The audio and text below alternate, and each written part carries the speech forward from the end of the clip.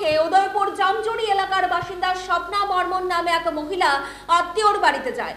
পূজা উপলক্ষে বাড়ির সবাই ঘর বন্ধ করে পূজাতে চলে যায়। আর এই উপলক্ষে চোরের দল বাড়িতে প্রবেশ করে 60 থেকে 70 লক্ষ টাকা এবং 4 থেকে 5 ভরি স্বর্ণ নিয়ে যায় চোরের দল।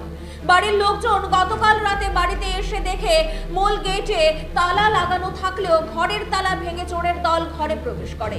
মঙ্গলবার রাতে কাকরাবন থানায় জানানো হয় এবং পুলিশ ঘটনাস্থলে ছুটে আসে। গোটা ঘটনার তদন্ত শুরু করেছে পুলিশ। কালকে আমার কাকুর বাড়িতে মানে লোকনাথে কীর্তন ছিল, তো আমরা 10:30টার সময় বাড়ির থেকে গেছি। তো তারপরে কীর্তন শেষ হওয়ার পরে 1:30টার দিকে আমরা বাড়িতে আসছি। সেটা গেটে তালা ছিল, গেটে তালা ভাঙছে না। তারপরে এদিকে গেলে তালা নাই, তো মারে কই তুমি মনে দিছো না বলে তালা, কয় না দিছি। তারপরে ঘরে ঢিকা দেখে এদিকে দরজা খোলা, ওইদিকে দরজা মানে শাবল দিয়া ভেঙে সেরা ঘরে ঢুকছে। হে ঘরে প্রথম চুপেস টুপেস সাতাইছে, কিছু পাইছে না। তারপরে ঘরে আইসে চুপেস টুপেস সাতাইছে। তারপরে ঘর দিচ্ছে লকার দাও দিয়া সেরা ভাঙ্গা। তারপরে টাকা স্বর্ণ নিয়ে গেছে আর কি। কত টাকা? টাকা হইব 60-70 হাজার টাকা। আর স্বর্ণ কত ভরি?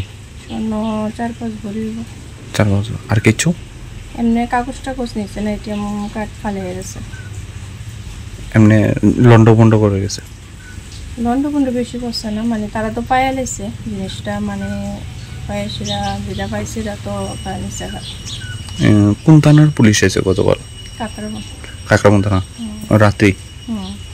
আচ্ছা, এই আপনারা কোন জায়গাতে গিয়েছিলেন নিমন্ত্রণ? মানে ভিতরে আর কি, একটু ভিতরে। আচ্ছা, এই বাড়ির মালিকের নাম কি? স্বপ্না বর্তন।